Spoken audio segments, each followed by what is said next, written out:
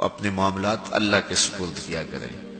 لیکن ان سب کے باوجود اگر مشکلات آ جاتی ہیں تو کوئی بات نہیں، مشکلیں آزمائشی یہ اللہ کی طرف سے نبیوں کو آئی ہیں۔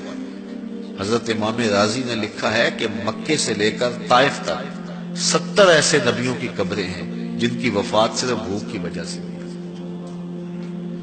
تو ہم ایک دن کا فاقہ آ جائے، تھوڑا سا کاروبار نرم ہو جائے تو بابوں کے پاس بھاگ کے اللہ کے ساتھ شریک ٹھہرانے لگ جاتے ہیں۔ کیوں؟ کس وجہ سے؟ آزمائش سہیں، برداشت کریں۔ تو اوپر نیچے یہ دن بدلتے رہتے ہیں، دن پھرتے رہتے ہیں، ہر وقت جو ہے کہ جادو ہو گیا، ٹونا ہو گیا، سایہ ہو گیا، بندش ہو گئی، ہر وقت اسی چکر سے ہم نکلتے نہیں ہیں۔ اللہ پر توکل رکھیں، وہ رزق دیتا ہے، وہ رزق تنگ بھی کرتا ہے، وہ رزق کشادہ بھی کرتا ہے، بندوں کو آزماتا بھی ہے، بندوں کو ڈھیل بھی دیتا ہے۔ اس کی ڈھیل سے بھی ڈریں اور اس کی آزمائش میں بھی پورا اترنے کی کوشش کریں اور اسی کے حضور دامن پھیلائیں۔ جب مشکلیں آ جائیں تو مصلح بچھا لیں، گھر کے بچوں کو بھی کہیں کہ یہ مشکل آ گئی ہے، لگتا ہے اللہ ناراض ہو گیا، چلو مصلح بچھاؤ۔ اگر بیٹیاں بھی نماز پڑھ رہی ہوں، نوافل ادا کر کے رب کے حضور دعا مانگ رہی ہوں، بیٹے بھی دعا مانگ رہے ہوں، چھوٹے چھوٹے بچے بھی دعا مانگ رہے ہوں، تو کیا اللہ خالی موڑ دے گا؟ تو زیادہ سے زیادہ نیک مجالس کے اندر شامل ہو جائیں۔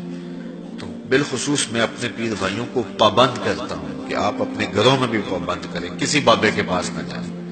یہ بڑے گندے لوگ ہیں، یہ سامنے اب چیزیں آ رہی ہیں، بڑے گندے اور غلیظ قسم کے لوگ ہیں، ان کی نظروں میں غلاظت بھری ہوئی ہے، اور جو ہے وہ لوگوں کے ہجوم سے کبھی متاثر نہ ہو کہ فلاں وہاں سے اتنے لوگ جا رہے ہیں۔ لا یصیر الباطل حقا بکثرت المتمسکین بہ، اگر کسی جھوٹ کے ساتھ، کسی باطل کے ساتھ زیادہ لوگ وابستہ ہو جائیں تو اس وابستگی سے باطل حق نہیں ہو جاتا۔ لوگ کہتے ہیں جی اتنے لوگ آ رہے ہیں، کچھ ہے تو آ رہے ہیں، تو جو بت خانوں میں جا رہے ہیں اتنے لوگ تو کچھ ہیں تو جا رہے ہیں، کیا مطلب یہ کوئی اب معیار ہے؟ تو جوہلا کا جمع ہونا، جوہلا کا کہیں جانا، یہ معیار نہیں ہے۔ معیار جو اللہ رسول نے دیا ہے ہمارے نزدیک بس وہی ہے۔ تو جب کوئی مصیبت بنے، مصلح بچھا کے دعا مانگو اللہ کی بارگاہ میں، نوافل پڑھو، صدقہ کرو، خیرات کرو، منت مان لو، روزوں کی منت مان لو، نمازوں کی منت مان لو، صدقہ کرنے کی منت مان لو، اور اللہ کے نیک بندوں سے جا کے دعا کرواؤ۔ غریبوں میں آپ رزق بانٹو، اس سے برکت ہوگی، اس سے پریشانیاں دور ہوں گی۔ رزق کم ہو گیا ہے تو غریبوں کو دو، لگتا ہے غریبوں کو دو گے تو اور کم ہوگا، نہیں، جب دو گے تو اللہ کے سچے وعدے آپ کو نصیب ہوں گے اور آپ کو برکت نصیب ہوگی، اس کے راہ میں دینے سے کم نہیں ہوتا ہے۔ اس لیے میں خاص طور پہ یہ باتیں اس لیے کر رہا ہوں کہ ان دنوں کے اندر بہت زیادہ جو ہے وہ اس طرح کے لوگ ہیں اور مختلف جو ہے وہ چینلز کے اوپر ان کو سامنے لایا جا رہا ہے۔ ان لوگوں سے اپنے دامن کو چھڑائیں اور صالحین کی صحبت کو اختیار کریں۔ صالحین کی صحبت سے آپ کو نور ملے گا، روشنی ملے گی۔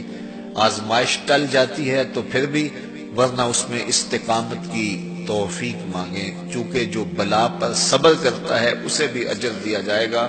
صحیح حدیث میں آتا ہے کہ اہل بلا کو قیامت کے دن جو صلہ دیا جائے گا تو دوسرے لوگ آرزو کریں گے کاش ہمارے جسم کو لوہے کی کینچیوں سے کاٹ دیا جاتا۔ تو یہ جو تکلیفیں آتی ہیں یہ گناہ اس سے جڑتے ہیں، اس سے درجے بلند ہوتے ہیں، اس سے اللہ کی قربت نصیب ہوتی ہے۔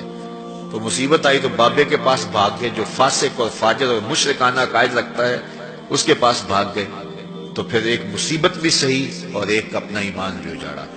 اس لیے اس مصیبت سے جو باطنی فوائد ملیں گے، جو روحانی مرتبے بلند ہوں گے، ان کو حاصل کریں۔ تو غیرت کے ساتھ جینے کا ڈھب ہم سیکھیں، مت ایسے لوگوں کے پاس جائیں۔ اللہ آپ کو مجھے اپنی رحمتوں کے سائے میں رکھے۔